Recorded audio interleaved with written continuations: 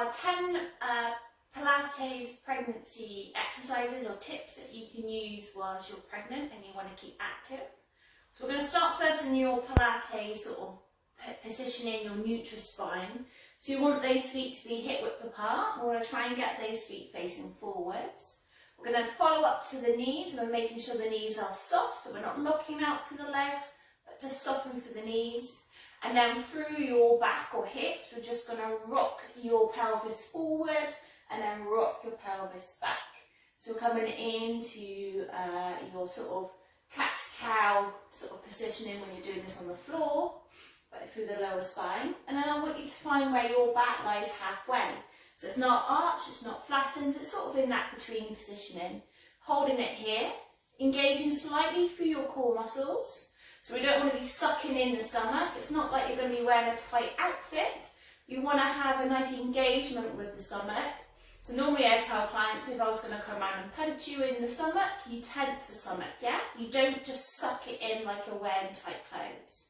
Or you could be pretending that you're trying to hug the baby as you engage the stomach muscles. Relax the arms. We're going to roll the shoulders up and back and then lower it down into your positioning. We've got the palms facing towards your legs. And we've got yourself standing nice and tall. Imagine you're flat against the wall and you're standing tall. So this is a really good positioning to be in. And just to make sure that you're checking to see what position you naturally want to go in. And when you're pregnant, obviously you tend to go into more of a curve in that lower spine, just due to the pressure or the weight of the baby.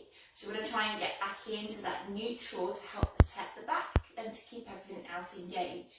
So first exercise, just finding your neutral, trying to hold it in that position, get used to this feeling, get the muscles used to it.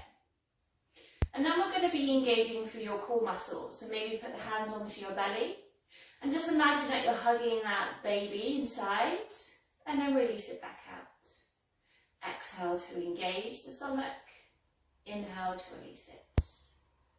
Engage that stomach, release it. One more time, engage through your core muscles and release it there. Good, relax the arms back down. So grabbing your chair, we're going to do sitting on your chair. If you've got a stability ball, Swiss ball, then you can use that. Actually, probably better for stability in your stomach, because obviously your chair is very stable. When you're sat on the ball, obviously you've got that movement there. So it can be harder using the ball, and if you feel like you've got the ball there, I would recommend that more than a chair. So we're going to sit down on either the chair or the ball. Try and again keep that Pilates positioning through the back. Arms can be rested wherever you feel comfortable. And what I want you to do is just lift one heel off the floor, lower that back down again, and then lift through the other heel. We're going to do that 20 times, so 10 on each side. So slow lift, slow lower. Trying to keep everything else in the body still. And as always, with these moves, they can feel quite easy. So really think about engaging through your core muscles. Think about using the stomach to help you with the movement, not just relying on those legs. Let's do 4 more. 3, 2, 1 more. Good, and then relaxing that down. So standing yourself up again from here. So I'm going to turn my chair sideways on so we can see. We're going to come into a squat. Probably better to use a chair when you're doing your squat rather than a ball, in case obviously the ball falls away and you don't know about it. So basically with this squat, you just imagine you're sitting down on the chair and then you're coming back up again. You want those feet to be about a little bit wider than hip width, just due to that bump there. If you're at early stages of your pregnancy, you can probably go to hip width.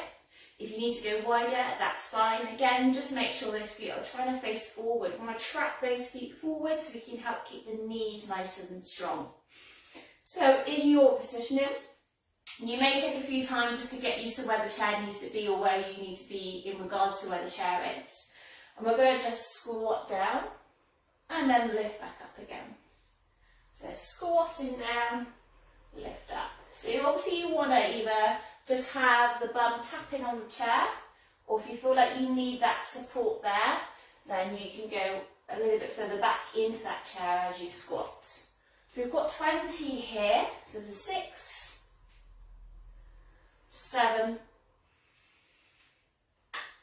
8, use the exhale to lift up, 9, 10, let's do 10 more, 10,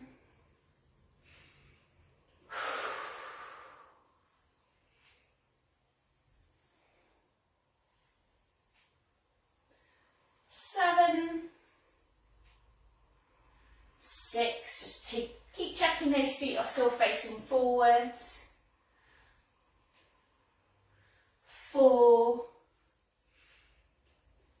3, 2, last one here, good, and then release that down. So the chair can be moved away for the moment. We're going to come onto the floor here. So we're going to start on our hands and knees into your box position. So in your box, wherever that is. So hands are directly underneath the shoulders and the knees are directly underneath your hips. From here, we're going to come into your cat-cow. So that's where we allow the stomach to drop down, we look up as far as we can. And then we come into the opposite direction where we push the back up, we look under, we look towards the bump. So release that back down, look up, release that out the other way. Keep that going. Just try and make sure your elbows are pointing out to the side. So for those who are hypermobile, just make sure we're not locking through the arms to do the move. The movement can be made really small if you need to.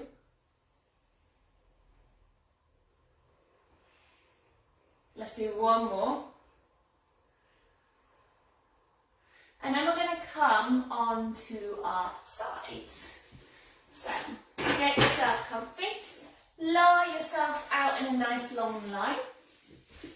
So we can have a pillow resting in between our arm and our head if we need to. I'm going to prop mine up.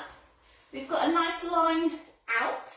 And then I just want you to bring the legs just slightly more forward than what you would normally do if you weren't pregnant and you were doing your normal Pilates. If you wanted to, you can always place a pillow or a rolled up blanket underneath your bump, particularly for those who are in the later trimester, and that will just help support your bump here. And again, another option is to have your bottom leg bent, so you're supported, particularly as the bump obviously gets bigger, to stop yourself from rolling too far forward and using your bump to support you. So you want to be resting on the side. For those who've done Pilates, you know your position, and it's harder obviously while you're pregnant to be in that position. So you've got your options here. I'm going to go with both my legs out, and if you can, hover both your legs off the floor. If that completely feels like you can't do that, keep the bottom leg down here, remember, or here if you want to. Top leg, we're just going to lift and lower. Leg is straight, press the heel out, lift and lower. We've got 20 on one leg, and then 20 on the other side. Try and keep it nice and stable, keep the hips still, you can have that hand in front to support you. 10, 9, 8, 7, 6, 5, 4, 3, 2, and then 1, dropping that down. So even though I said we're going to be doing the other side, let's go into our clam work on this leg so we don't have to keep moving around. So your clam, we've got the knees in front of the hips. Again, hip bones stacked forward. Again, have cushion, have a blanket underneath the bump to support you if you need to. Again, head can be rested down. Feet stay together, top knee lifts and lower. We're working into the outside of the glutes, and these glutes get weaker as we get more pregnant, or as the bump gets bigger, as our positioning changes. So doing your clam throughout your pregnancy is going to be really useful. Maybe you have a loop band wrapped around the legs to add resistance. Maybe you have weights and you hold them on that top leg to add resistance. Let's do 10 more, so we're doing 20 on this side if we can.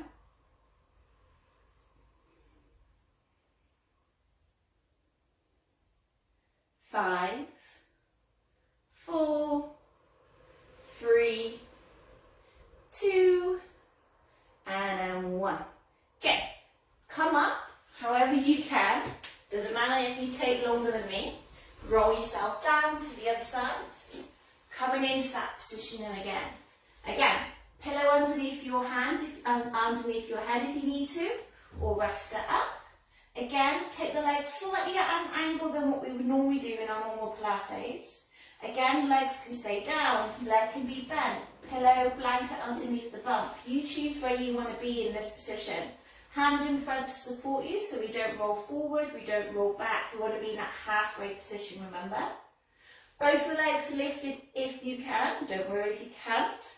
Top leg lifted and lower from here. 20 on this side. Equaling it out on both sides.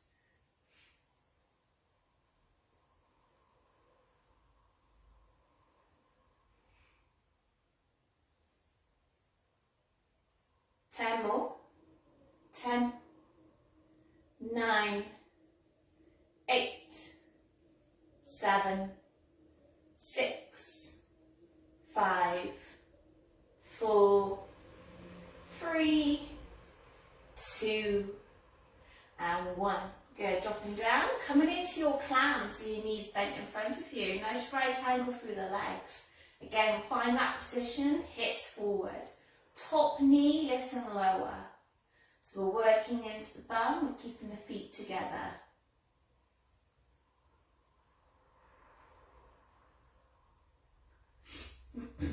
Keep this one going if you can. Add that intensity with a band or weights if you want to make this harder.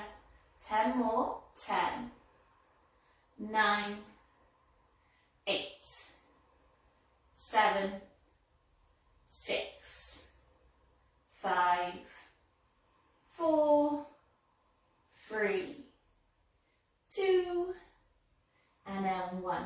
Good, resting that down. Come up to sitting when you've done that. And we've got your dumb waiters next. So this can be done sat down or standing. I'm going to do it sat down, but it depends on how you feel with the bump. You can use weights, light weights, water bottles, something like just a few heavy books if you want to make this a little bit more challenging. Or you can have resistant bands to add that challenge. So elbows are tucked in to the side. We've got the shoulders back down. We're sitting tall. We're standing tall if you're on your feet. And you want those feet to be hip width apart if you're standing. Palms facing up. Literally, we're just going to open the arms out to the side and then bring them back to that start position. So we're working through between those shoulder blades. We want to keep the elbows really tucked into the side. Sometimes we can go a lot further back, but then our elbows go away from us and we push the chest forward. We want that chest to be in that sort of steady positioning as we open and close the arms. We don't want the ribs to be flaring to do the move. So working into that mid-back. Again, as we get pregnant, as we get more bigger with the bump, our posture changes. We tend to be a little bit more rounder again through the upper body, particularly if you're already that way from the type of job that you do, so you're going to be making it worse. So this position really helps get the back stronger in the areas that tend to get weaker as we are pregnant.